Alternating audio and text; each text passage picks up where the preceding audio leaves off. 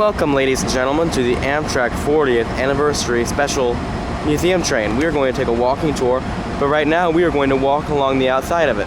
This is P40H22. This unit is right now in Phase 3, and it looks very sharp. You can see the cab camera right there. Phase 3 is known for having the 3 stripes, one being red, then white, then blue. This unit was just rebuilt at Beech Grove, Indiana. As you see, it carries the 1971 through 2011 logo on the side of it.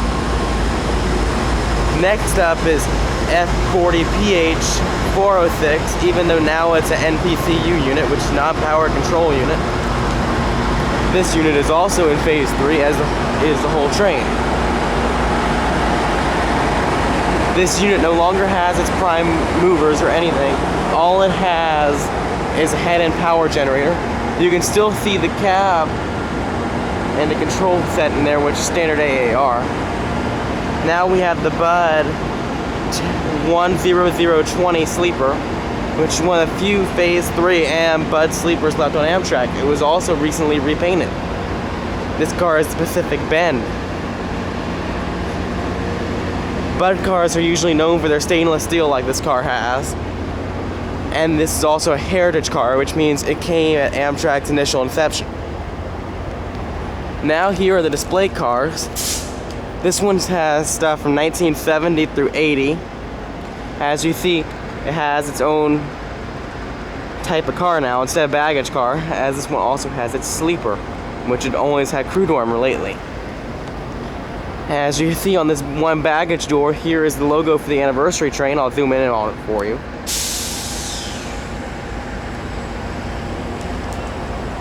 And it is 3 museum cars and then your cafe. The sleeper is used for the crew. I narrowly missed seeing this train in Orlando, Florida, as it came through, but you know how some things just don't work out.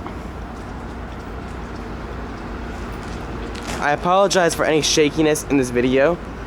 I am not professional and don't have little rolling tripods. And these cars were all ex-Santa Fe Bud baggage cars that Amtrak had recently retired, but they got reactivated, luckily, for this train and this train's use only. Next up in our line is an Amfleet 1 lounge car that is the 40th anniversary store. Note, this car was also recently retired and reactivated. Notice the 40th anniversary store on it.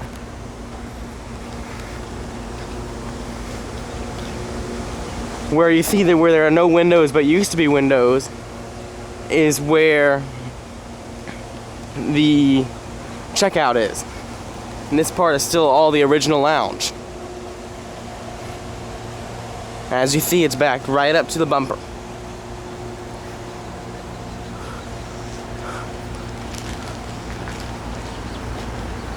And this is the train in Tampa, Florida. Now I'm going to walk over, I'm going to take you through the inside. Here on the inside of the exhibit train, here we see our drum head that's on the end when the train's actually moving. They bring it inside when it's in a station. There's the old Amtrak Chevron logo. Here's the old uniform. And here's the painting they had commissioned just for the 40th anniversary. The Amtrak timeline. I'm going to hold on this part for a minute just so you can try to read it. If need be, just pause the YouTube video. It'll work. I promise you it will work.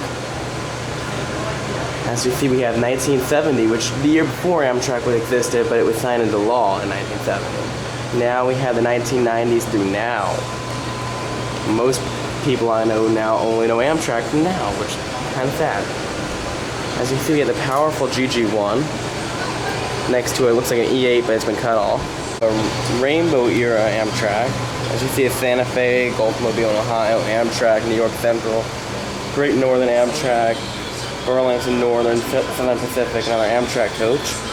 Here's the stuff about the 70s. You can pause it again and read it, because I will not hold it for the whole 5-minute reading time. Here's some old posters for Amtrak. and one of the display cases.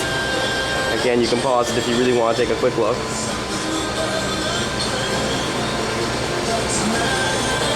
We're passing a dining car seat from the 70s. Now here are the original 1970s Amfleet and Heritage seats. As you see, they're really bold type of paint. Here's a picture of the cars in the 70s. Here are some old dining car menus. If you want to look at them again, please feel free to pause the video. As you see, we have more posters. Here are some other old Amtrak uniforms. I personally prefer the red uniforms to the current uniforms. Some timetables. Again, if you want to look at more, pause it. It talks a little bit about the official guide, which is still around for freight train movements, actually. Here is the 1980s Amtrak. Notice the F40s and the Superliners. Superliners debuted in the 80s. Here is the 80s biography. If you feel free to pause it to read it, it's perfectly clear on the screen. Here's another display case. America's getting into training, which unfortunately it hasn't. And I like this uniform, actually the best. It's nice, preppy. It's good. And for the 10th anniversary, they are very happy as well. And as you see, we have blueprints of some of their bud cars. I'm going to zoom in on those for you. That's a coach, a lounge, and cut off the leg rest coach. Sorry about that. Which one you can send it to? Do you have my Gmail address?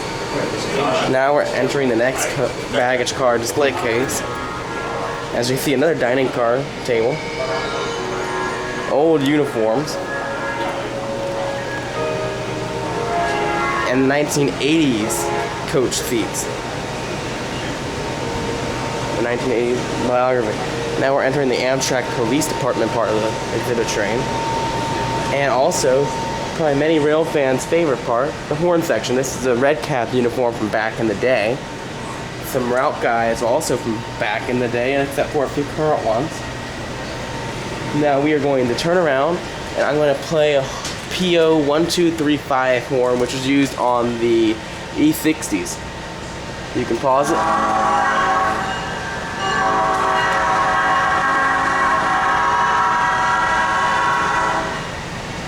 Here's an SL4T horn.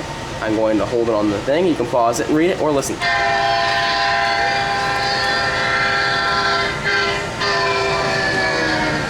Those were used on the SDP40s.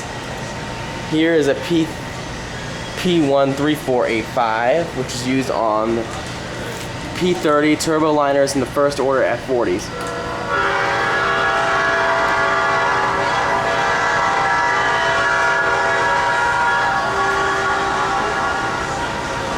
And now everyone's favorite horn, the Nathan K5LA, which I can even play on my piano.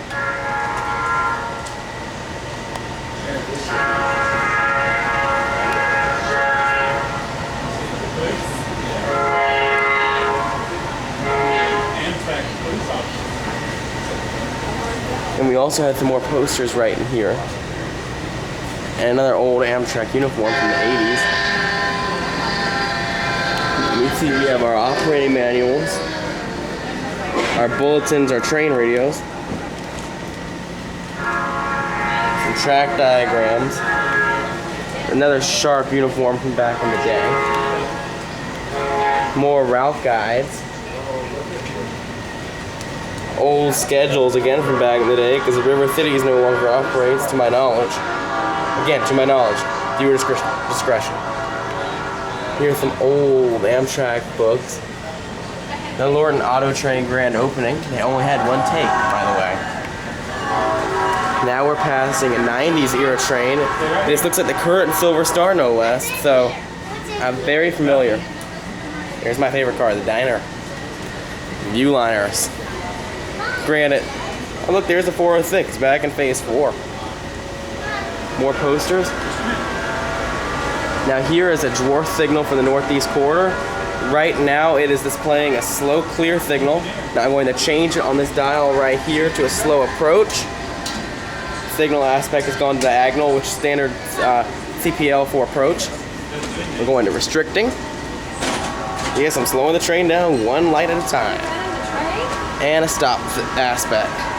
Stop aspect is usually always horizontal. Clear is always vertical. These are from the NORAC pages, and I just recently lost my NORAC book. You can read the text right there if you feel free. Here's a standard AAR control thing. As you see, your horn, your train brake. It's in full right now. Taking it out.